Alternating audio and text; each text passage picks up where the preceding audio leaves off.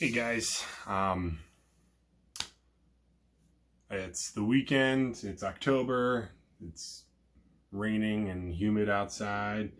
Got an Oktoberfest, I got chili in the crock pot there, and I just picked up a new piece of gear that I've been doing a little bit of research over the past couple of weeks, and I figure it's going to be really useful as far as the two bands I'm in currently.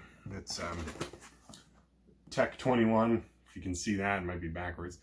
Sans Amp Bass Driver Deluxe. So the reason I really was looking into this, and originally it was just the bass driver, the kind of the simplest version, I guess you'd call it,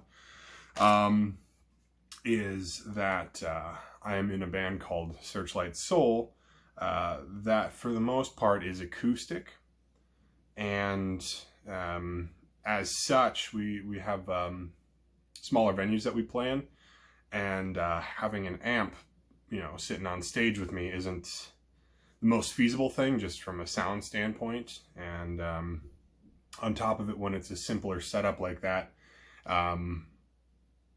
the least amount of equipment you can have, generally the better. So the guitarist, Tony, actually turned me on to the Sans Amp. Apparently the music we play, this was a pretty common tool. Not necessarily this particular model. They have just the bass driver DI, which only has an on-off switch essentially. Same basic EQ and levels and drives and all that, but this allows you to have up to 6 presets, and if you wanted to, you could actually plug 2 separate basses in it and just A/B it if you wanted to switch them out. So a few different options there because of it. And for the other band I'm in, the Caitlyn Wolfe band, actually, I mean, under most circumstances, I have an amp anyway. So this would probably be just more of a preamp, kind of give the kind of the tube amp, Ampeg sound if I need it. I do have, I play through a GK MB210, which does a great job, and I have really no good reason to switch out of it at the moment. So I figured this will maybe give me a little bit more growl for the heavier songs we might play. Do some Bon Jovi and some Gretchen Wilson stuff, which kind of has a little bit more drive to it, I suppose, which this will be nice. And because of the 6 separate presets you can have, I could, because I generally have 2 basses in that setup, I can make sure they're preset to each bass, 1, 2, and 3 for each of the 2, though I usually only use 1 input because I have a wireless system now, so there's no point in really plugging both of them in, but I guess that's an option if for whatever reason I do need to go in wired. But yeah, pretty cool. But yeah, the main reason I did get this was because I wasn't really super happy with my sound coming straight out of the mains for Searchlight Soul, and this kind of will allow me to mimic that I have an amp, that I can kind of tweak it for the different environments we might be in, and give a little bit more growl to it if need be, and play a lot of 90s grunge and alternative rock and whatnot. So I think that it'll work really well. My plan is to, this looks like a mess right now. This is a Pedal Train Nano that I had a small setup for pedals for a very, very short amount of time, that I will probably strap that thing to. I don't really use a lot of effects on my bass ever. I have a couple of pedals. I have a compressor and an overdrive, which this is technically a guitar pedal, which I don't really like using on its own because it takes a lot of the bass out of my bass, which is kind of an issue. And then I also do have a digital delay. This was kind of a one-off purchase that there was some poppy stuff that I was trying to learn how to play, and they have a lot of delay and synth stuff going on, and this actually did a really good job for those sorts of things, the kind of the repeat and that sort of stuff.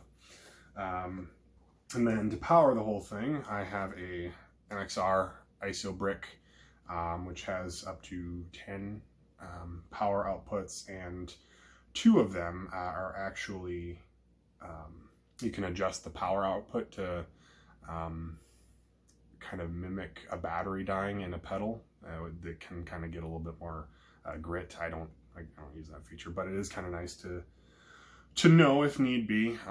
This is probably going to take a little bit of work. As you can see, I have a bunch of cables still hanging off of it from the old setup, and but you know, I'll probably just set this up on the far end of the pedal board and have the power source, and maybe, well, probably just a tuner pedal. I mean, I don't really use any of those on a frequent basis to the point where it would need to be strapped to this, but it's there if I need it.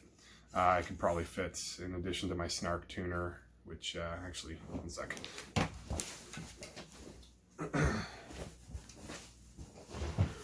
Right here, this is the pedal that I use the most by far because it's a tuner. I also like it because, just like most tuner pedals, it cuts off your feed, so it works as a mute button for my bass, or guitar when I'm playing that. So if I do need to switch something up in the middle of a show, or I just want to make sure I'm not being heard for whatever reason, practice-wise or any other really reason, you know, you never know when you want to shut yourself off as far as your sound goes. This is a great job. It's very bright. The screen, you can't see it right now, but it's very, very large and easy to see on a stage, and bright too. So cool stuff there. I know for sure that'll be on there. Got a bigger show for the Caitlyn Wolfe band coming up that I especially wanted to, you know, make sure I had this thing for. It's at Hazard County in Cedar Rapids. It's gonna be a fun show. It's our last full band show of the year, at least at this point. And we do have a really, really great audio engineer running our sound. And because I do have to switch between my 5-string and my 4-string, they have 2 different outputs as far as their pickups go, and if I'm running them active, especially they do. My G&L L2000 has a 9-volt preamp, whereas my Carvin SB5000, which is actually in that picture back there, I don't have them, they're ways away for me to grab them right now. I already walked out of frame once, so I won't do that again.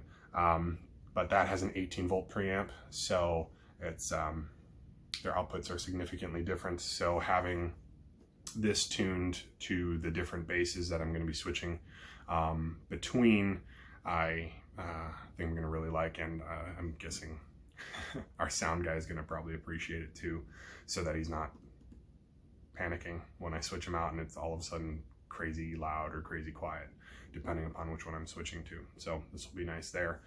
That'll also be the first show that I'll be running my in-ears. Me and our guitarist for that band recently got in-ears. Our drummer's had them for a while now, so he's used to them, but it's a bigger place. It's about, it probably maxes out about 600 people, and I bet you could probably fit maybe 4 or 5 basketball courts in the thing. So having our sound not blasting on the stage, because it's like 32 feet wide, and I don't want to be really tied to anything either, so it's going to be really nice to be able to move around. But that's kind of my update. I figured I might try to start this vlog rig rundown thing to kind of keep the people who care up to date on what I'm doing, and yeah, that's my first attempt. So let me know if there's anything you do want to know about all of this. and about what's going on as far as equipment or music or anything. I do have, well, not me personally, but a band I recorded with has their second studio album coming out in the next couple of months, I believe. It's called A Few Blind Mice, so keep an eye out for that. One single's already out, and then Femme Fatale is the second single that should be, I believe, released later this month, based on what I've been told. But yeah, keep an eye out for that. I'll try to put links into in the description of the bands that I work with and gig with regularly. And yeah, have a good day.